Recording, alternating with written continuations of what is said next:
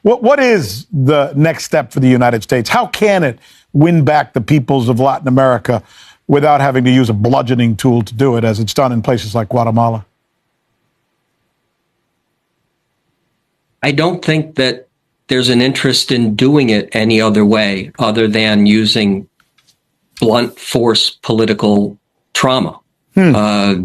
There's, President Trump is not Ronald Reagan, even though, Ronald Reagan, we had Grenada and Panama, but, he. I covered both, by the way.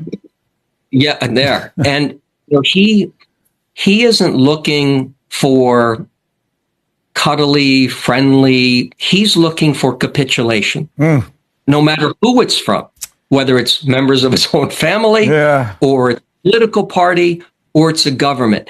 Because for him, it's winning and losing, but losing with him requires the loser to publicly say that Donald Trump beat me.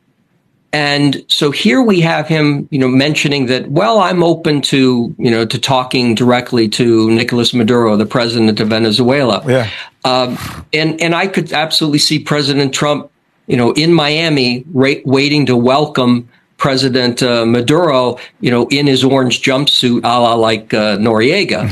But it's hard to see how President Trump changes his perspective on Brazil, on Mexico, on Colombia, on Venezuela, on even the changes, Bolivia and Ecuador, you've got El Salvador, because and now with 15% of the U.S. Navy, in and around the Caribbean, this is a man who is attracted to visible manifestations of force, of blunt force.